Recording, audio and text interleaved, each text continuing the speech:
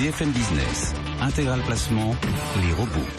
Vous savez qu'on essaie de trouver les meilleures sources d'expertise pour vous offrir un large spectre, et ce sont les robots qui sont là pour vous aider grâce aux équipes de botraders.com et notamment Xavier Bouteiller qui est avec nous en plateau. Bonjour Xavier. Bonjour. Vous êtes associé, fondateur de botraders.com. Quel est le sentiment général des robots, ceux qui suivent notamment ces grandes valeurs de la Bourse de Paris? Oui, alors ceux qui suivent le CAC depuis déjà bien 2 semaines, on vous le disait, ils nous alertent sur cette hausse qu'on peut appeler une hausse fantôme, qui est tirée essentiellement par les banques. Et le fait est que depuis le 10 mars, le mouvement commence à caler à tel point qu'on pourrait bien basculer à la baisse. On a eu un coup de semonce, souvenez-vous quand même, la semaine dernière, jeudi, puisque le CAC avait lâché plus de 2% et avait clôturé sous les 4400 points. Alors même si ce matin, on remet la tête un petit peu au-dessus de l'eau, il ne faut pas oublier ce signal.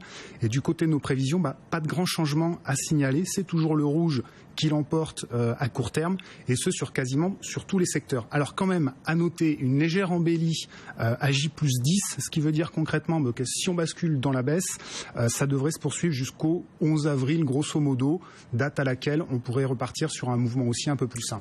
Voilà pour la tendance. Si on rentre dans le détail des secteurs, si on regarde un petit peu, quel est le robot qui est le plus optimiste cette semaine? Alors cette semaine, c'est Thales qui est à l'honneur. Thales, petit rappel sur cette action Rocket, 54% l'année dernière, 12% depuis le début de l'année. C'est une action qui vole de record en record, qui pousse chaque jour un peu plus haut son record historique. Alors certes, les arbres ne montent pas jusqu'au ciel, vous connaissez cet adage boursier, mais on peut rajouter qu'avec de bonnes racines, un arbre peut quand même monter bien haut.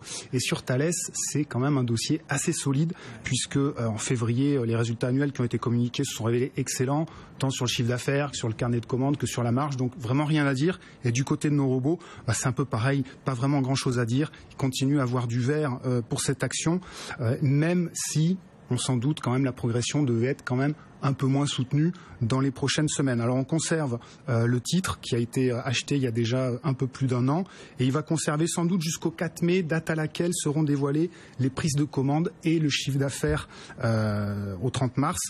On va surveiller l'évolution des prévisions pour détecter un éventuel retournement de tendance juste avant ce communiqué, mais ça paraît peu probable que ça se retourne violemment quand même.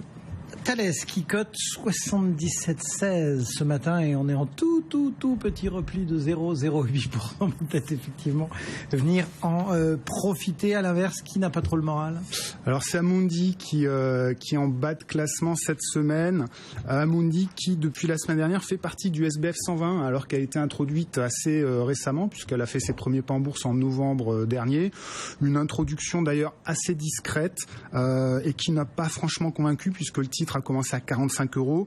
On est descendu rapidement à 35 € mi-février, et depuis l'action semble vouloir se reprendre puisqu'elle cote aujourd'hui 41 €, mais nos algos n'y croient pas vraiment, puisque leurs prévisions anticipent une reprise de la baisse avec la cassure des 40 €, et pour tout vous dire, ils sont même en train de la shorter. Donc attention, si on regarde le graphique, on voit qu'il y a 2 gaps qui pourraient faire appel d'air. Il y a le premier qui a été ouvert sur les 38 € le 11 mars, et un second gap du côté des 35 € qui a été ouvert le 15 février. Alors, même si il y a certains investisseurs qui sont tentés de revenir sur le titre Amundi, puisqu'ils ont communiqué quand même sur un dividende de 2,05, c'est toujours sympathique, ça fait 5% de rendement. On rentre dans la période. Voilà, on les comprend, mais nos algos, ne jouent pas sur un horizon de temps suffisamment long pour être sensibles à ce genre d'arguments. Les dividendes, c'est vraiment du long terme, et nos algos ne sont pas du tout aussi long terme que certains investisseurs. Bon, en tout cas, on grappille 0,12% ce matin. On rappelle, le marché est assez souvent tiré par les financières en ce moment, Amundi, qui est à 40,74 €. Quelques derniers tout petits conseils? Alors très rapidement, une semaine en fait plutôt calme, où on constate plutôt des prises de gains, des prises de bénéfices, ça déboucle. En termes d'achat, on a eu Cegid qui oscille autour de 50 € et qui pourrait repartir à la hausse. Et alors du côté des ventes, des débouclages intéressants entre guillemets, on note que notre algo sur Bouygues a revendu ses actions, donc il n'attend pas le feuilleton Bouygues Télécom Orange pour prendre ses bénéfices. On verra dans les prochains jours s'il a eu raison de partir avant la fin de l'épisode. Ouais, c'est les dernières heures de négociation a priori sur ce dossier télécom. Merci beaucoup Xavier Bouteiller.